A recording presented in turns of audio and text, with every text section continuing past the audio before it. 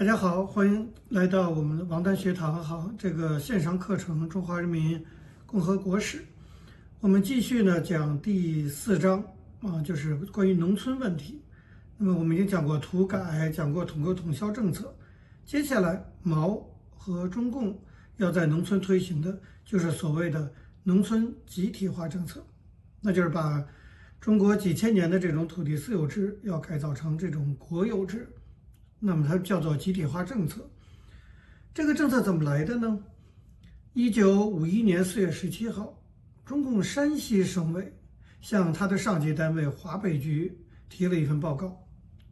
这个报告的名称叫做把老区就是过去的共产党占据的地区，把老区互助组织提高一步，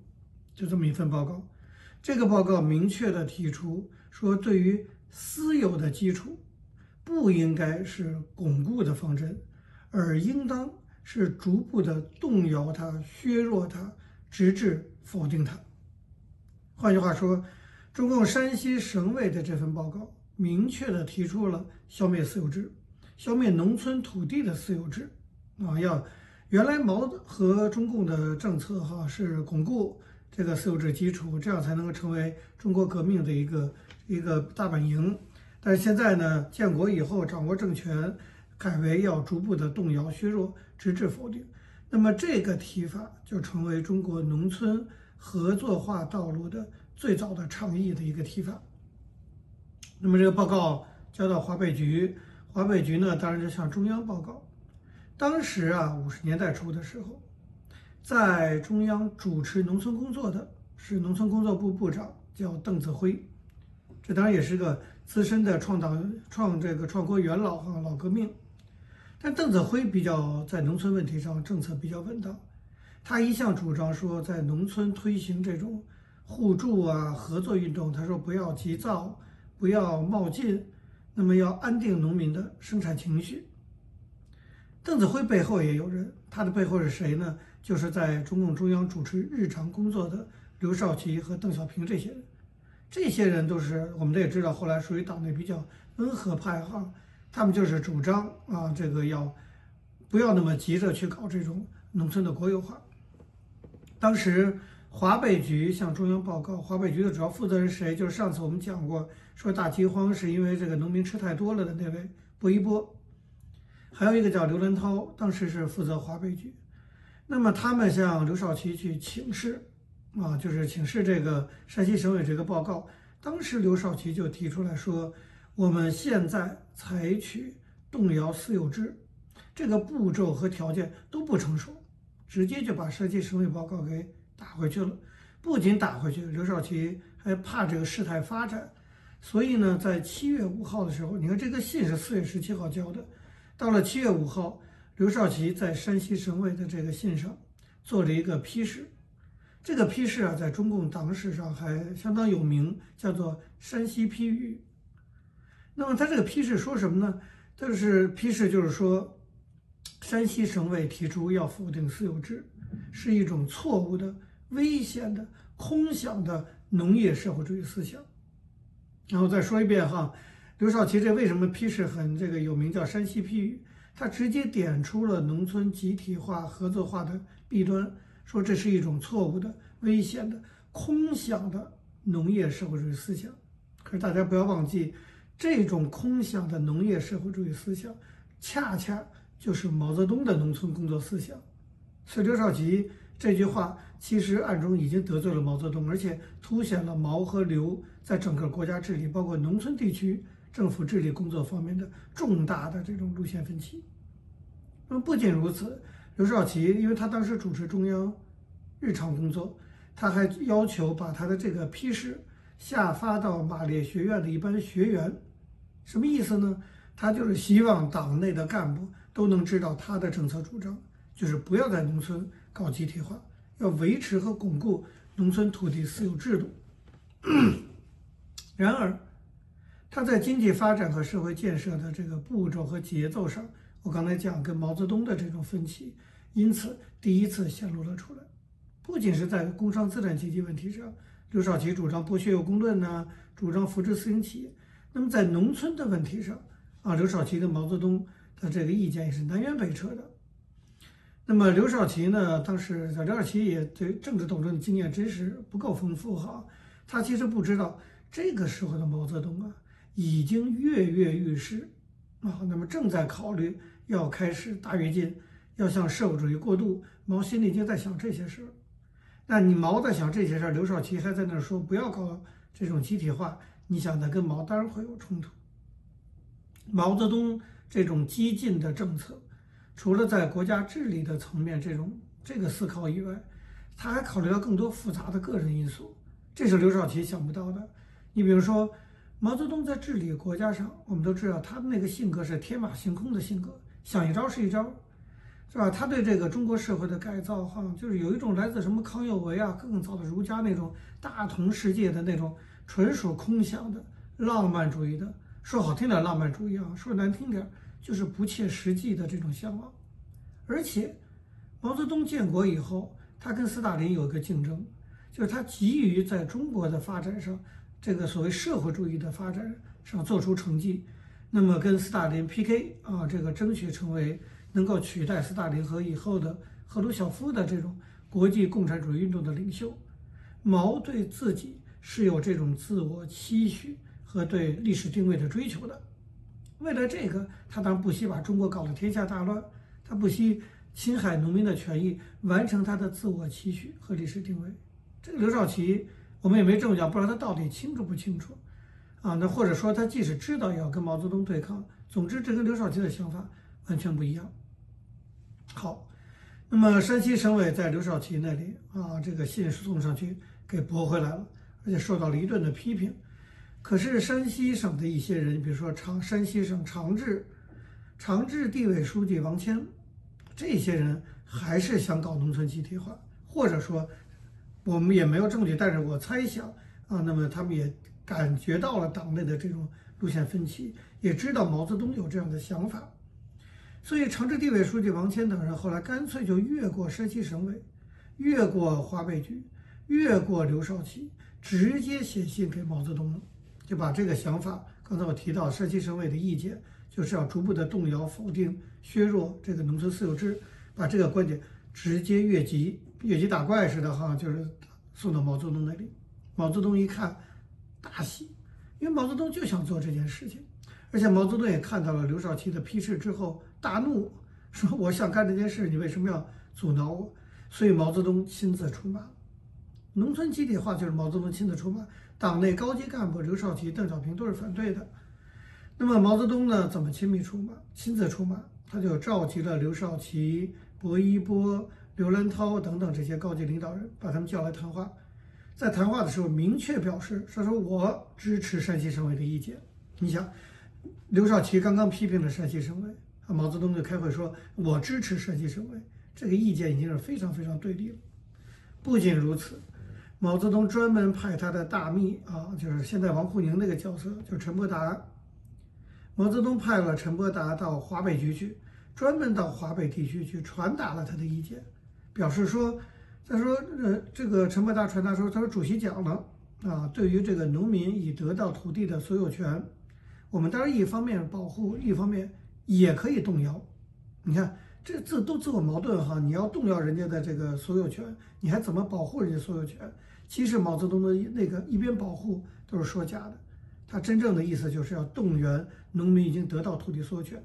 我再强调一遍，土改在这个49年以后搞土改，就是归还农民土地所有权，是吧？把地主的土地分给农民。才刚过了2、3年，毛的态度就变了，又要把归还给农民的土地所有权要重新夺回来，要动摇这种制度。那么，针对华北局批评山西省委想直接过渡到社会主义的想法，其实这也是刘少奇的批评。毛泽东没有点刘少奇的名，但是他敢批评华北局嘛，他就批评了华北局，因为华北局说你们山西省委疯了，是吧？一下要过渡到社会主义。毛泽东就说，就直接讲的说，为什么不能直接过渡到社会主义？毛泽东这种浪漫的或者不切实际的空想的社会主义思想出来了，毛泽东直接挑战说你们为什么反对？怎么不能直接过渡到社会主义？还要经过什么？提出这个，那当场大家都傻眼嘛。中共党内著名的经济理论家，大家都很知道，叫余光远。余光远后来写了个回忆，他说这等于是说呀，说毛泽东放弃了自己原来同意的治国方针。毛泽东原来同意说先建设新民主主义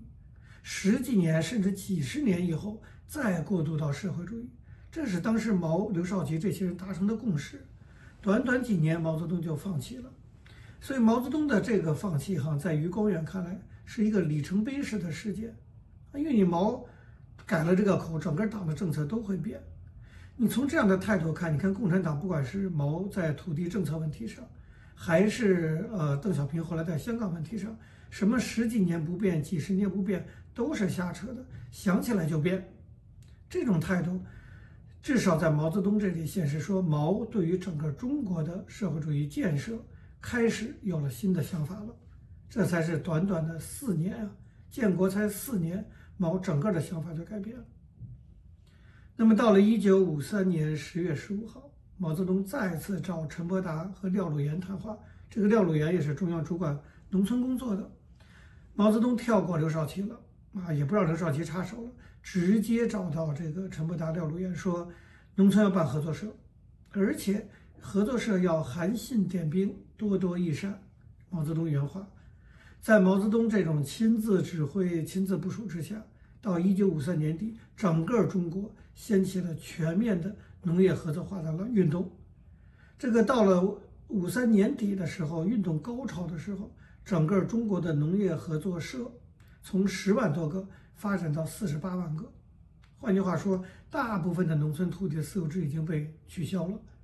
土地都交给，就什么叫合作社就是中共地方党干部领导的集体所有制，把土地交回去了。10万多个合作社发展到48万个，短短的几个月时间。当然，这个时候中共党内的政策分歧还是存在的你比如说，原来我们讲过邓子恢，邓子恢是中央农村工作部部长他是主管农村工作的，他就认为，即使是毛泽东提出来的，他也不同意。他认为这么快速的发展会导致农村的局势再度不稳定，而且他的意见呢得到了整个政治局的同意。政治局是谁主持工作？刘少奇。整个党内关于农业合作社形成了毛泽东一派、刘少奇一派，包括刘少奇得到邓子恢支持，那么这个两派的这种对立。在这种情况下，刘少奇、邓小平、邓子恢这一派人，在1955年1月10日通过了一个文件。这个文件没有怎么跟毛泽东讲。这个文件是什么呢？就是鉴于全国的合作化运动飞速发展，55年中央通过一个文件，叫做《关于整顿和巩固农业生产合作社的决定》。你听听，整顿和巩固，其实重点在整顿，觉得发展太快了。这个报告就是刘少奇这个通过的这个决议，宣布对当前的农业合作化运动要进入到一个控制的阶段，要着重于巩固，而不着重于大数这个快速发展。这个是整个政治局通过的集体决定。那么，因为是政治局的集体决定，毛泽东虽然跋扈但那个时候53年还没有跋扈到后来那个程度，而且碍着一个刘少奇的面子，毛也不愿意跟刘少奇在那个时候就翻脸。那所以毛泽东对这个关于整顿和巩固农业合作化的这个通知保持沉默。其实沉默就是不赞成嘛，对吧？不愿意跟这个政治局的集体意见明确表示反对，毛保持沉默。但是对于这个习惯天马行空、习惯就是这个我行我素，我说了就要算的毛泽东来讲，大家可以想象他心中的这种不满开始潜滋暗长。那么这里我们回过来再说一个问题，就是为什么像余光远讲的，毛泽东一个里程碑式的动作就改变了他原来对于治理国家的想法。原来说要用新民主主义撑10几年、几十年，再过渡到社会主义。现在毛泽东说，马上我们现在要等什么？我们现在就53年，我们就要过渡到社会主义了，完全把他原来等10几年、几十年的这个改变了。到底是发生什么事情了？1953年可以说是中华人民共和国早期至少前13年历史中最关键的一个年份，因为在1953年，毛泽东治理国家的想法发生了重大改变。我们在这里提出的一个疑问就是说，本来建国的时候共同纲领确定的计划是建设新民主主义，社会主义建设呢是一个相对遥远的未来。早在1949年6月到8月的时候，刘少奇代表中共中央访问苏联期间，给斯大林写了一个报告。共产党一贯是苏联共产党的支部好像给写报告述职。在给斯大林这个报告中，刘少奇就说从现在到实行一般民族资本的国有化，他说我们中国呢还需要10到15年的时间，这是当时的规划。毛泽东当时是同意的。1949年7月4号，在中央团校第1期毕业典礼上，毛泽东去了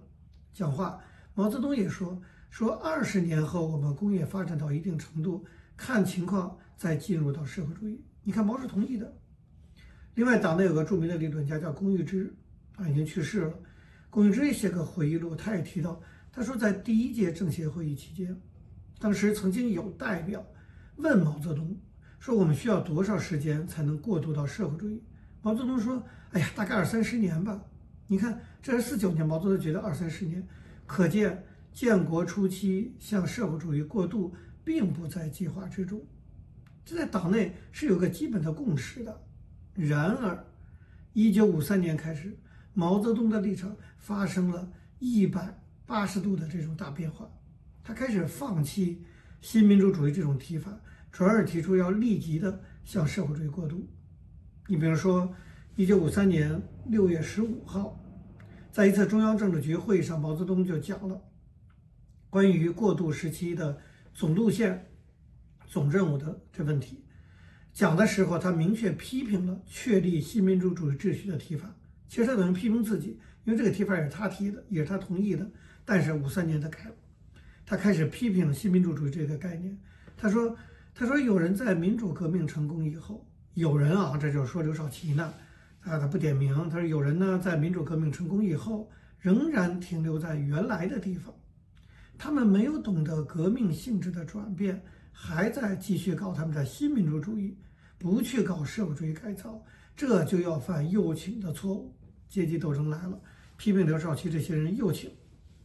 那么这里的有人啊，那么明显就是指当时主持中央工作的刘少奇。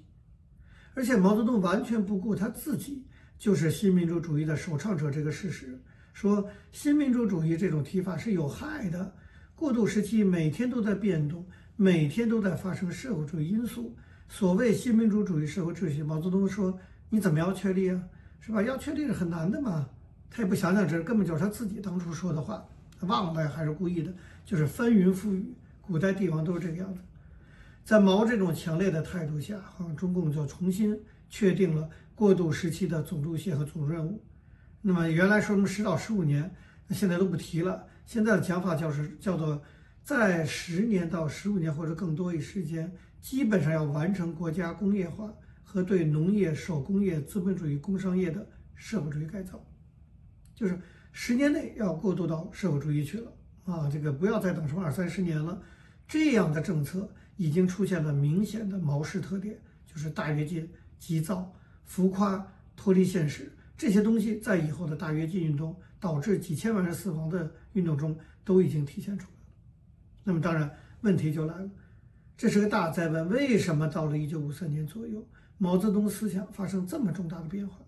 仅仅4年的时间就提出向社会主义过渡，而且过渡的很干脆啊，到54年干脆就把共同纲领给废除了，制定了新的宪法，完全放弃了新民主主义。到底发生什么了？1953年9月，周恩来在介绍过渡时期总路线的背景的时候，其实给出了一些解释，提了几条，也许可以给我们提供一些线索哈。周恩来在讲到这个毛泽东提出总路线的背景时讲，他说为什么我们改啊？我们从新民主主义改为要向社会主义过渡。他说第一，抗美援朝的胜利和朝鲜停战，你知道战争不打了，所以毛泽东开始折腾国内了。说第二，资本主义世界矛盾在增长，这不知道他在国民党怎么做的判断哈？资本主义世界欣欣向荣的，他们告诉说世界矛盾在增长。他说第三，你看专政的巩固什么意思？就是我们党已经掌握了政权了，我们不再装了，那我们直接向社会主义过渡了。他说第四，国防力量的加强啊，我们这个武装力量越来越强大，谁想反对谁反对不了。说第五，各种社会改革运动的胜利，尤其是土改，财经情况基本好转，社会主义经济成分增长，国营经济地位加强了，所以我们可以搞社会主义了。这是第六，广大劳动人民积极性和创造性空前发扬，意思说人民群众对共产党的支持也在增长。这第七，共产党和毛泽东领导的成功，意思是有毛在，跟今天说是有习近平在，这经济就能好。说第七呢是有共产党和毛泽东领导。换句话说，按周恩来的说法，为什么毛在1953年思想有这么大的转变？有一系列外部因素的影响，包括这个战争的结束，